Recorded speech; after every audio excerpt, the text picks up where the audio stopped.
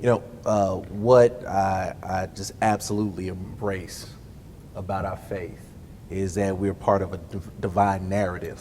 We've been invited into the story of God, and He launched this story before the beginning of time, and the consummation is when we're all at the throne together, united and praising God together as one. And the story is fascinating. Narratives and stories are so fascinating, and what I find so fascinating and interesting is the importance doesn't come from the main characters, even though the main characters here are absolutely significant. It's not so much about the setting, while the settings are vast and huge here in this divine narrative. It's not even in the dialogue, which is absolutely compelling and absolutely rich. But what I find fascinating, the thing that gives us energy, is the obstacles, the hindrances, what we bump into.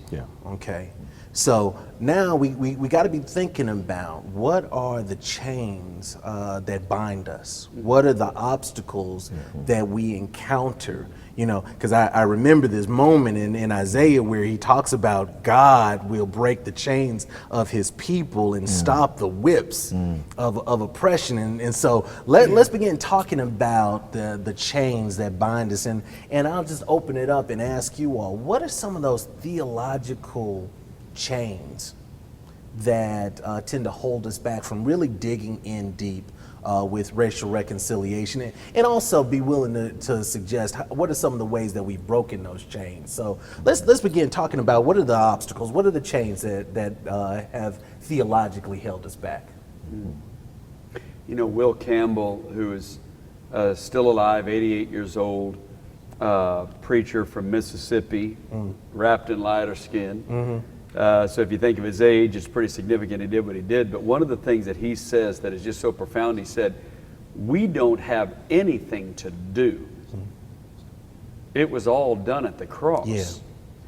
We have something to be. Wow.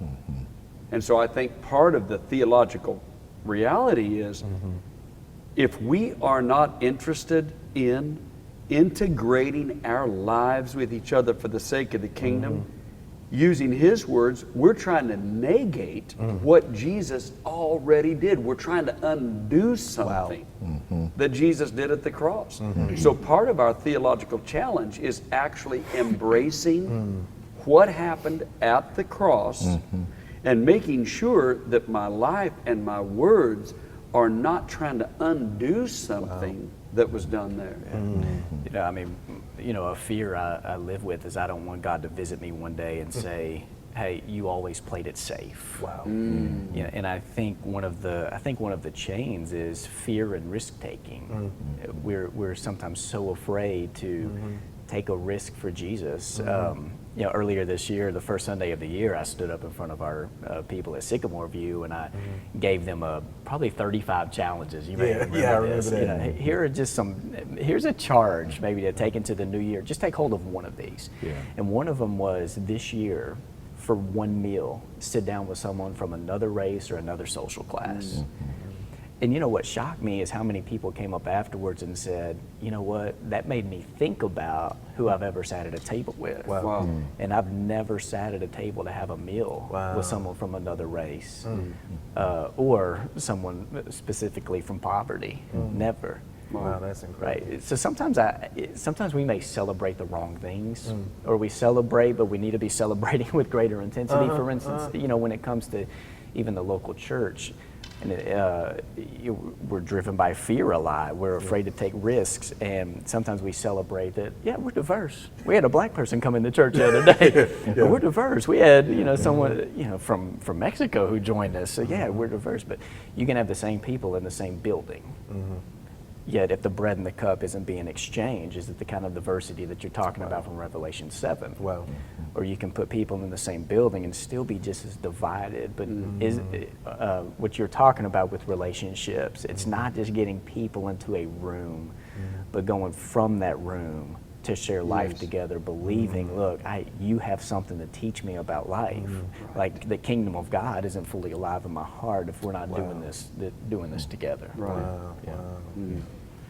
Yeah, I agree with that. I think fear is the greatest hindrance to people in the church actually becoming and being one.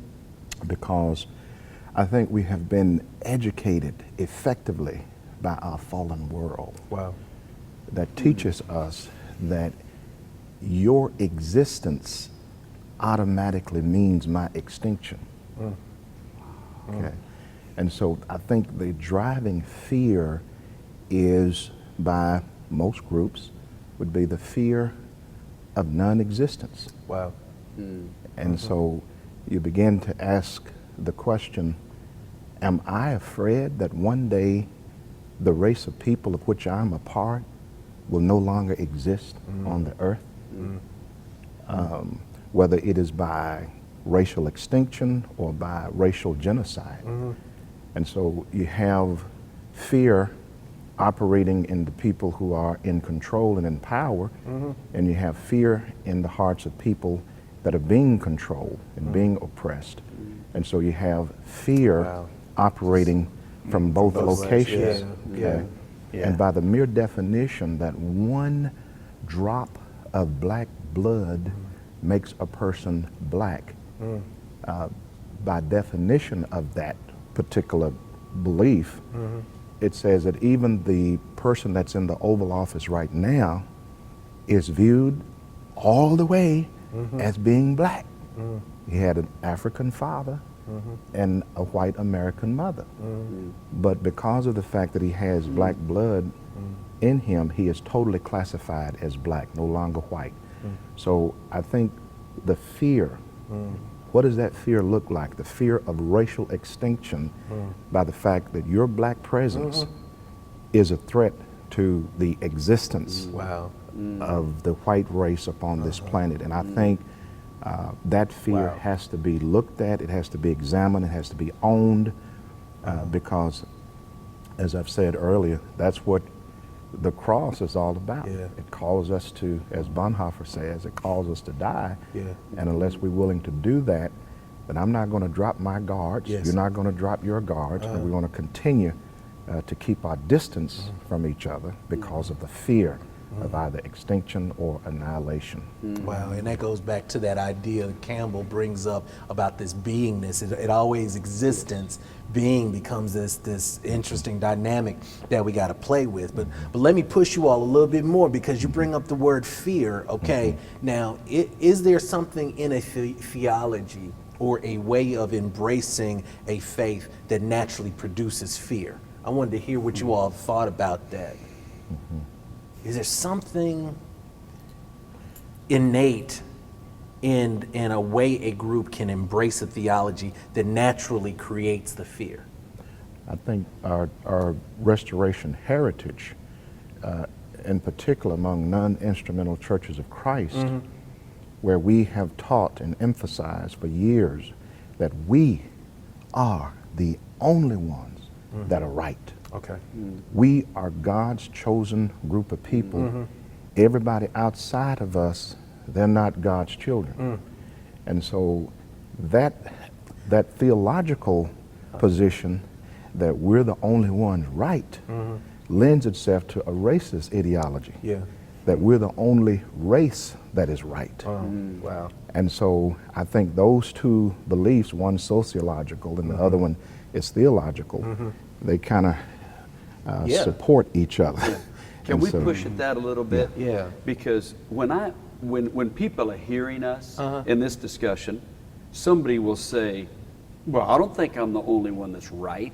But let's dissect that a moment. Okay. If I read a novel, right, and I'm reading the words in the novel, I'm getting it, good grammar and all that, but then there's a dictionary laying over here. Yeah.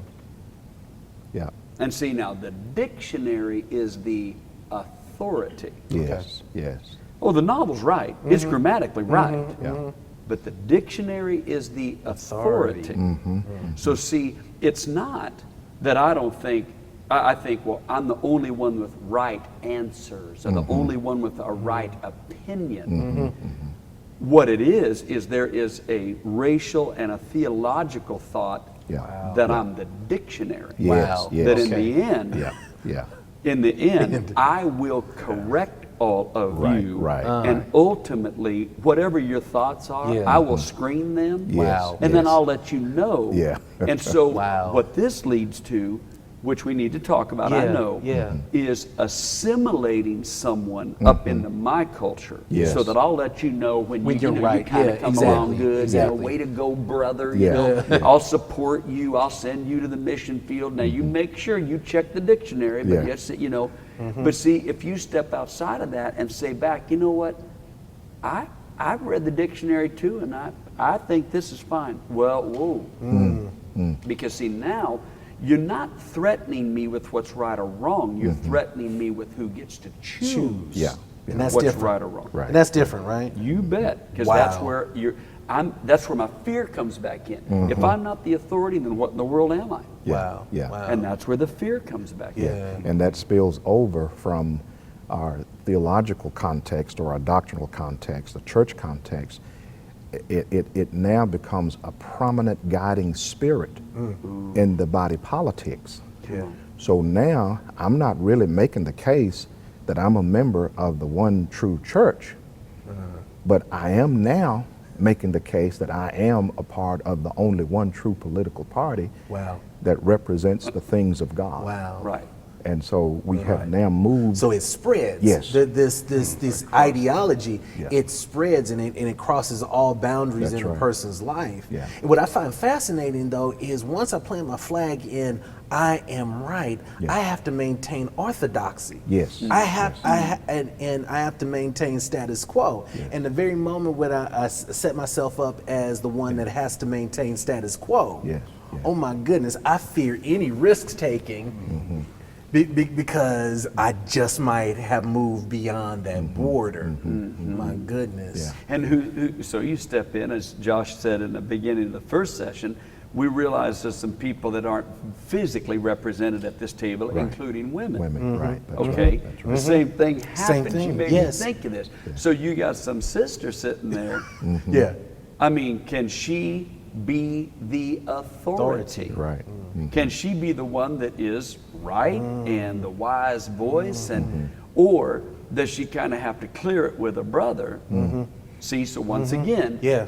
from politics to Yeah. to Right. gender, Yeah. Right. Right. and that It thing spreads. just and so following fear comes status quo. Oh, wow. Okay.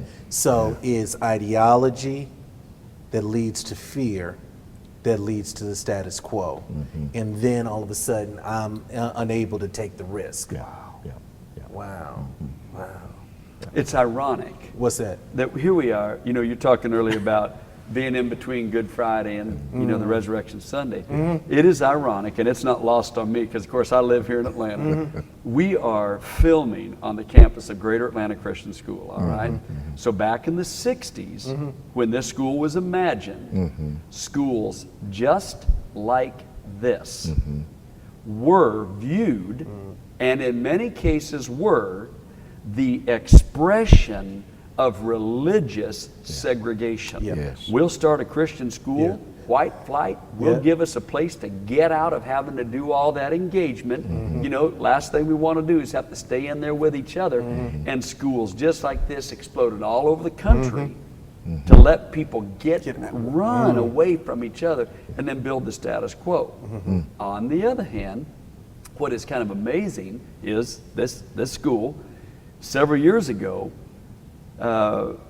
probably 15, stood right in the face of that and took a risk Yeah. and said, we're not that and we're not going to be Wow. that. Yeah. Wow. Yeah. And we're going to head into that conversation. Right. We will engage.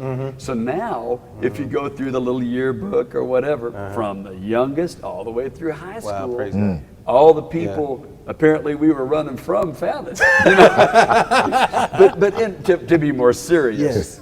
it was an engagement of redemption that Yes. said, Exactly. if you don't want to be that way, Yeah.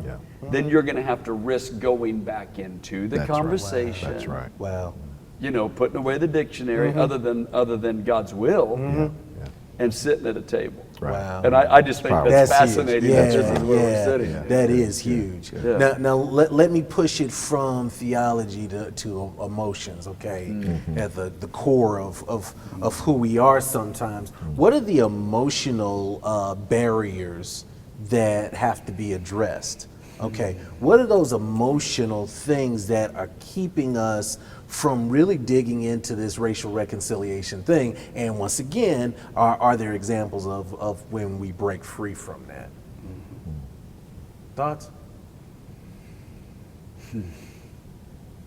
Can I share the story I shared with you guys earlier about this lady that was a big influence in my life when I first started college? You know, I grew up in Oregon, and man, there's prejudice, racism everywhere. Yeah. I grew up in Oregon, went to school in Arkansas, so the racism and the prejudice was a little more externalized. It was more in my face, you know.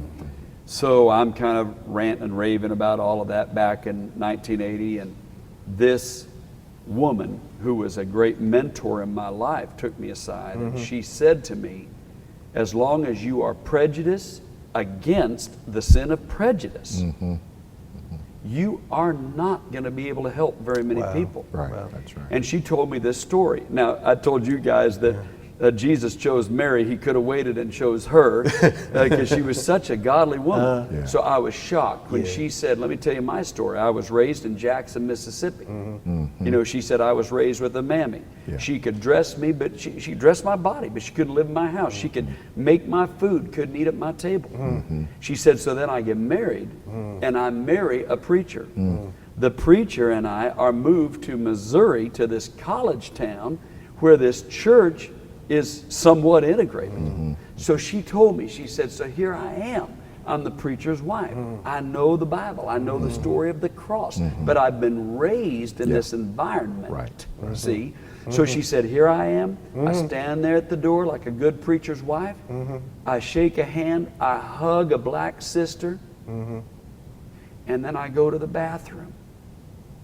And I wash my hands as I've been taught.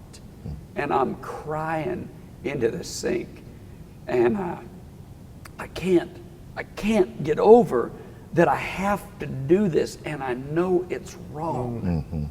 And so week after week, I'm hugging, I'm washing, I'm sobbing, I'm crying, I'm hugging, I'm washing, I'm crying, and pretty soon I'm hugging, and I don't need to wash. I'm hugging, and I'm crying. But I'm crying tears of joy that God is delivering me. And when she told me that, good grief, because I'm like, you represent so many people that don't want to be where they are. Exactly. And that emotion was huge. Yeah. And so the idea there is, I think, one that calls all of us to ask God through His Spirit to increase our capacity to empathize with our brothers and sisters, regardless of where they are on the journey of this thing that we call race and racism in America and in the church. And so I think it's going to have to be our prayer. God, give me the compassion that I need to understand that every person that is wrestling with race or racism, that is something that they have been born into. Their minds have been steeped in that, conditioned and trained to be hateful in their spirit. And so I think we have to realize that when we're dealing with these kinds of topics, as we're talking about today, that there's some people that are at places in their lives, just like you mentioned, Don, that don't want to be there. They know that it's not in harmony with God's will. But the question they have is, how can I break free from that? How can I break free from that? And I think one thing that I can do as an African American is to not only ask my white brothers and sisters to put themselves in my shoes, but I have to ask God to give me the capacity to put myself in their shoes. That if I had been born into a racist family or in a context that would promote racism, how would I be Wow. affected and infected? Wow. And the truth of the matter is, I was conditioned and trained Yeah. Yes. in a racist environment Yes. to see myself on the other side of the coin Yeah. as being inferior and less than human. And so I'm going to need somebody to be praying that prayer for me, you know, and to exercise empathy and understanding of the anger, that other strong emotion, anger, and sometimes that anger slipping into rage and bitterness. So how can I, as a believer in Jesus, struggle through the anger and the temptation to not to forgive? Yeah.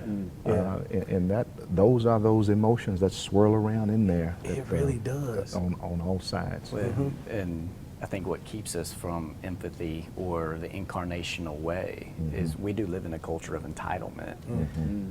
Say more about that. Yeah, speak on that. I think there are some who feel entitled out of a mindset of, look, I've escaped all that, right? So I'm on the other end, or I'm entitled because you owe me. So you owe me, so we can get on the level playing field. And if a culture is being driven by entitlement, then I mean that keeps me from wanting to take a risk to truly believe that you know the incarnational way, the empathy. Maybe you do have something to teach me. A prayer that totally ruined me when I moved to Memphis about 5 years ago. And call it out of context if you want, but in Luke 19:41, Jesus rides into Jerusalem on a colt. And it says Jesus wept over the city, right? Knowing he was about to die and lay down his life so that you know people could have life. And the prayer I started to pray was, God, help me to learn how to weep over my city and the brokenness here. And then to lay down my life and resources so that people can find life. And it ruined me because God started moving in that prayer. And God started teaching me that there are 2-year-old African Americans in my city who were born with AIDS because nothing they ever signed up for, who ended up becoming some of the greatest professors I've had. You know, because God moved me to a place of, I want to live from a place where the image of God is in you, whoever you are. And you have something to teach me about life. Now, if I'm coming this from, I'm entitled, I have truth, and I don't need to listen to you, you only need to listen to me. But if we come at this believing that, you know, maybe the most powerful phrase we can speak to someone is, tell me a story. Wow, that's huge. Then I become not just one who speaks, but one who listens. Jesus did this. I mean, Jesus was always asking questions. Even in John 4, I mean, he engages this woman in a dialogue. It's huge. But that reminds me of a term that you've used several times in our ongoing discussion. I want you to speak into it, this idea of microaggressions. Unpack that for us, because I think it's important as we look at barriers and hindrances and chains.